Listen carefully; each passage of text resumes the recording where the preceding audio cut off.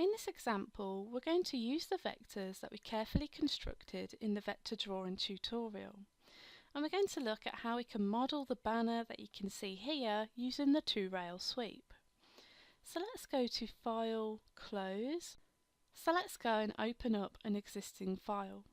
So from the Banners and Ribbons project folder, we're going to open Banners and Ribbons vectordrawing.crv. Open that up and you'll see here that we've got the vector file from the last session where we created the vectors for the banner that we're going to model in this session. Before we go and create any components to model up the banner, we're just going to take a moment to review the resolution and appearance settings. So to do that, we need to come over to File Operations, and we're going to go into this icon here, Set Job Dimensions and Origin. And that's going to open up your job setup form. Now we just want to go straight to the bottom here for modelling resolution and appearance. So for the modelling resolution, we can see it's currently set to standard, the fastest option there with 1,000,000 points. Now I want to optimise the resolution as this is a modelling exercise. So we're just going to up that to very high, so we're using 4,000,000 points in this session. Appearance, we can see it's currently at a solid colour. Now I'd like to have the Canadian maple appearance there, so I'm just going to go ahead and press OK. Now what I'd like to do is organise my vectors onto layers. So I'm going to take all of the vectors that will represent our rails and cross sections, and I'm going to move them onto their own separate layer. So to do that, I'm just going to select the first rail here, and then I'm going to go through and holding down Shift, select all of the other rails that I'd like. Then still holding down Shift, I'm just going to box select the cross sections at the bottom there, and you can see all the vectors that I've got highlighted here represent my rails and cross sections. So now I can right click here, say move to layer, new layer, and here we're going to call this layer sweep vectors. I'm just going to make that invisible, inactive, and press OK there. And then with these vectors that we've got here that represent the outline shapes of each one of those folds, I'm going to box select all of these, right click, and we're going to move those to their own separate layer as well. So move to layer, new layer, and we're going to call this layer outline. I'll make that invisible, inactive, go ahead and press OK. Now if we just go to our layers bar at the top here, so we've got layer 1, our sweep vectors and our outline vectors. Layer 1, we're going to change the name of that. We're going to call this layer components, as this is the layer that I'm going to use to put my component grayscales onto. So we just click into the white space there, we can see it's the active layer because it's bold, so anything that I create now will be added to this layer here. So let's just switch on the sweep vectors and switch on the outline vectors layer there. Got everything switched on. My components layer is the active layer. We're now ready to go ahead and actually create those components. So let's just go into the modelling tab. And so let's come over to this icon here to tile our windows horizontally. That way I can see the 2D view at the top and I can see the 3D view at the bottom there. Now, as we organise our vectors onto layers, it's good to get in the habit of also organising your component tree. So for level 1, I'm going to right click here, we're going to rename this level to something more appropriate to what I'm going to do, and I'm going to call this level folds. I can just click and it's applied that there for me. So now we're ready to model each one of these folds using the two-rail sweep. So to access the two-rail sweep, we come over to the modelling tools, second icon here, click on that and that will open up the two-rail sweep form. So the first thing we need to do is select our vectors that we'd like to transform into drive rails. Now I'd like to look at modelling this main section of the banner here to begin with. And so the vectors that I need for those rails are this one, and if I hold down Shift, I can select this vector here. So when I say use selection, it then transforms those vectors into drive rails. So I can see here, my first rail we had selected, it has the start point at the top going down. Second rail selected has the start point at the bottom and it's travelling upwards. In order for this to work correctly, I must make sure that the start points are in the same position as each other. So in this case, what I'd like to do is I'd like to right click on this rail here, use the option to reverse rail, so now I can see they're both pointing downwards, and that will mean that my cross section will hang from both of those rails and go down in the same direction. So with the rails sorted, they're both in the same direction, I can go ahead and select a cross section, which is this cross section here. Coming back over to the form, that's a few options in here. Scale cross sections with width, I'm going to turn that off. Also going to turn off sweep between spans. Set the combine mode of this to merge. I'm going to give that a name. We're going to call this fold 1. Press apply, and you'll see that it's created that shape based on my two rails and the cross section that we're using here, and you'll see it's completely filled the space between those two rails. Okay, so let's just close that down, put that in Z over there. And now that we have this new shape, what we need to do is we need to look at cropping that back to the shape of the vector outline that we have for our first fold. So to do that, we need to select the component first, hold down shift, and then we're going to select the vector that we want to crop that component back to. And with those both selected, we can come over to the modeling tools, use the option here to clear area of selected component outside selected vectors, and you'll see it's removed everything outside of the vector, so we're left with the part that we actually want. So looking down the Z-axis, we can see the shape of our first fold for our banner there. Now if we look up the Y-axis and just take a look at that profile, you'll see that this profile that we have here is exactly the same shape as this vector cross-section profile that we've got here, and that's because we used that profile to sweep between the two vector rails just to give us the Z height of the actual fold itself. So let's just put that back in Z, and then we'll go back into the two rail sweep form. Next we're going to look at the fold that we've got here, so underneath the shape that we've just created there. So I'm going to select this vector here, shift and select this vector here, say use selection. You can see that how we have both start points at the top and the arrows pointing down. That's okay. So now I need to select my cross section, which is this vector here. Scale cross sections with width off, sweep between spans off. Give that a name. I'm going to call this one fold 2. Set the combine mode of that to merge. Press apply. I can see it's created that there. Okay, now I'm confident that my vectors are set up correctly, so we're going to move on and create the other two folds for this ribbon. So rather than press apply and close, we're going to use the start new component option. So this time we're going to look at this fold here, so I'm going to take this vector, shift and select this vector here, say use selection. I'm going to select the cross section, which is this one here, same settings, set it to merge, call this one fold 3, press apply, you'll see it's created that for me.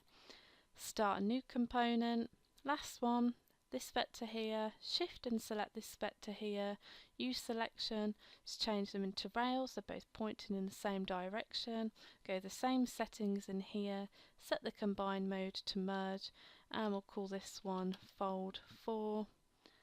Select the cross section and then press apply, and you'll see it's done that there for me. So let's just close that down, and then we'll just put this in the Z view. And so with those newly created shapes, we need to look at cropping them back to their particular folds. So let's take fold 2. So with that component selected, I'm going to hold down shift and select the vector outline that represents fold 2.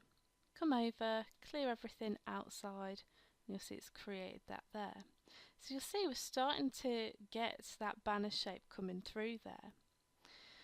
So next, let's select fold 3, shift and select the vector that represents the outline for fold 3. Again, we're going to come over, clear everything outside so you can see that there. Last fold, we'll take that component there, shift and select the outline vector, and again clear everything outside, and you'll see now we're left with the actual shape of the banner. And so there we can see more clearly how the vectors that we use from the drawing session are used to create the actual banner components, where we looked at creating the vectors for the 2-rail sweep. So we created vectors that represents the drive rails, vectors that represented the cross sections. And then when we've created the components based on the rails and the cross sections, we've then looked at using our vector outline shapes to crop the components back to. And these outline shapes represent the fold shapes as if we're looking down the z-axis. And if we look up the y-axis, so if we just put that into the y-axis there, you'll see that what we can see here is representative of the actual cross-section vectors that we used here, and so you can see the shapes there. So hopefully this makes a little bit more sense as to how the 2-rail sweep works. And so the same technique can be used for any model that has this type of flow and folds in. For example, flags, linen folds, or banners for heraldry pieces. There's lots of applications that we can use this for, and this same setup of vectors will work for that. It's just about the amount of folds that you have that will make it more or less complex. So to finish off, we're going to look at the sculpting tools just to smooth and smudge the folds into each other, just to give it more of a finished look. Once we've done that, we're then going to look at creating a copy of our set of folds here over to the right hand side to create our complete banner. Now before we go ahead and do any form of finishing, I just want to look at creating a new level in my component tree. So I'll right click on the folds level, insert a new level, right click on level 1, rename that level, and we're going to call this level banner. What I'd like to do now is I'd like to look at creating a component based on the 4 folds that we can see here in the 3D view. I've got a tool to do that. This icon here, create component from visible model, and when I click on that tool, what it does, it creates one component based on everything that it could see in the 3D view. So if I just undraw that level to make it invisible, you'll see that in our folds level we've got our 4 individual folds, and all we've done is create a component based on what we can see here. So when I make this level invisible and we'll just switch on the banner level, you'll see we just have one complete component that represents all of those folds there. So I can edit this one, yet I still have access to all of the individual parts that made up this banner. So let's go maximize the 3D view, and with this component selected, let's go into the sculpting tools. So the first thing we're going to do is we're going to look at applying a smooth over all of the edges of our banner here. Now I don't want to go into this side of the banner here because we want to make sure that when we ultimately finish off the sculpt for the left side of the banner, when we come to create our mirrored copy, we want the two to blend seamlessly. So we're going to avoid doing anything to this side of the banner here. So we're going to start off by doing a smooth over. So we're going to use a smooth tool, and we're going to go with a diameter of around 150. Strength we're going to keep quite low, around 10. Smoothness we'll keep at 70, and then all we do is just simply go around the edge. You'll see that my left mouse button is activated, and we can see that because my brush is now red, and if I let go you'll see I've got a blue brush that's currently not activated. So when it goes red, it means that I'm clicking down on the left mouse button. I'm just going to go over the edges like so. You'll see that we're just giving it a little smooth over so it looks a little bit more finished there. Come back onto the underside of the banner, being careful not to come over this side here. So you can see we've softened the edges using the smooth tool here. Now what I'd like to do is I'd like to just give this a little bit more of a realistic look, where we're going to look at smudging the material between each of the folds. So let's just put this in twiddle view, and I'm just going to zoom in using the scroller of my mouse, and then I'm just going to pan my view across like so we can see this in a little bit more detail. Then we're going to go over, I'm going to use the smudge tool. So the smudge tool works like virtual clay. We just simply push material where we want it to. Okay, so with the smudge tool activated, we're going to just drop the diameter down to around 70, strength around 30, and then we're going to set the smoothness around 70. And so all I do here is I simply just click on the area that I want to drag material to. So in this case I'm going to look at the bottom corner of fold 1 and I'm going to blend it into the start of fold 2. So again, when you see my brush change to a red colour, that's when I'm holding the mouse down. See, I'm just pulling down and letting go, pulling down, letting go. You'll see that it's blending into our first fold. I want to just push that back a little, like so, maybe a little bit more. You'll see that we're getting that curvature of the fold coming in there.